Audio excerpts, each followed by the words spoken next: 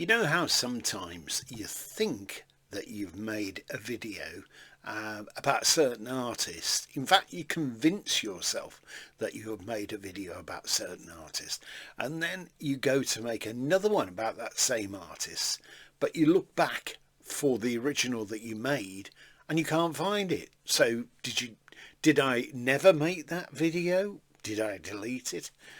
Who knows anyway. So I've had something come through the post to me, and it's a package of Patsy Cline. You probably remember that name if you're any interest in country music at any stage.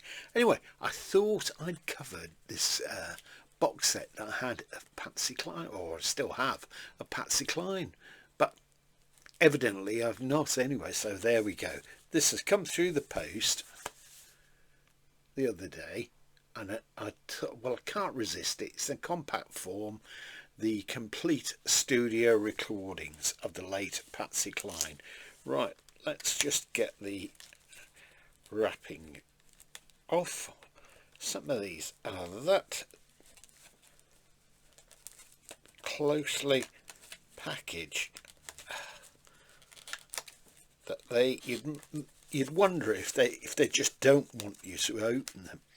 So anyway, unfortunately I don't have, or fortunate as the case may be, long nails, so it's a bit of a struggle to get this cellophane. That used to be the wonder product, you know, many decades ago. Oh, cellophane. I think it was the 30s it appeared. It raised its head. Anyway, nice smooth finish on the box. It says the complete studio recordings, all the albums plus non-LP singles, and there are 1, 2, 3 CDs in. As you can see, the late Patsy Cline. Love her voice.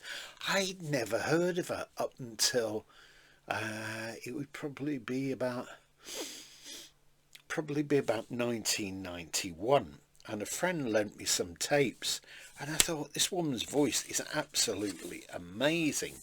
I can't read you all the tracks out because it would take too long. This is out on the Enlightenment label, which I'm sure she didn't record on then, but still, that's another story. It says, but born Virginia Patterson Hensley on September the 8th, 1932, Patsy Cline, the American singer-songwriter, pianist and composer, came from the state of Virginia. She's considered one of the most influential vocalists of the 20th century and was one of the first country music artists to cross over into pop.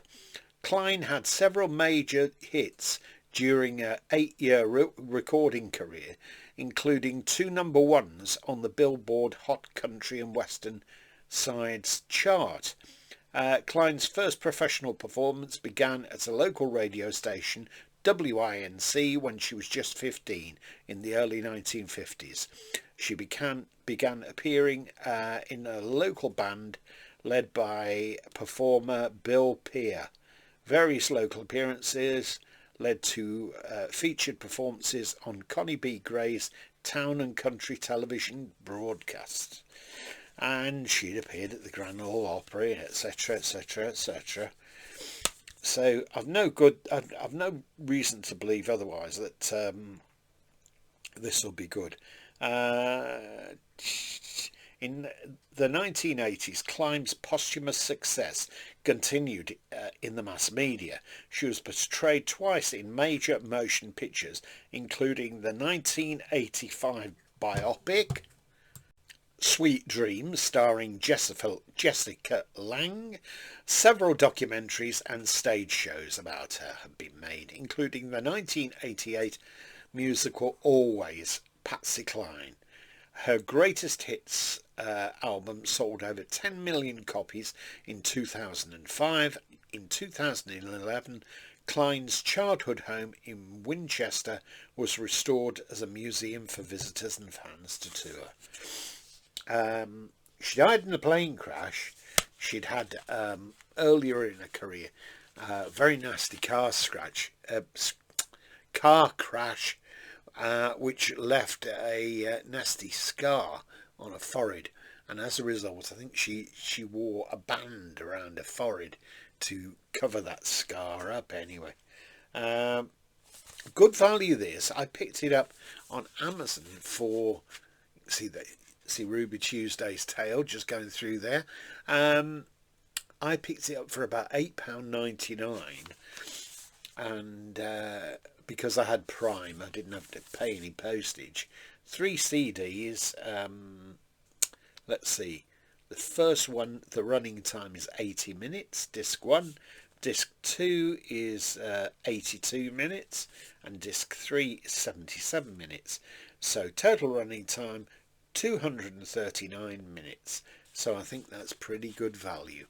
And I'm sure that the sound quality will be great. Okay, well, if you're a Patsy Cline fan, you'll probably love this. Maybe you already own this and you'd like to tell me a bit about it. Okay, have a great day. Bye for now.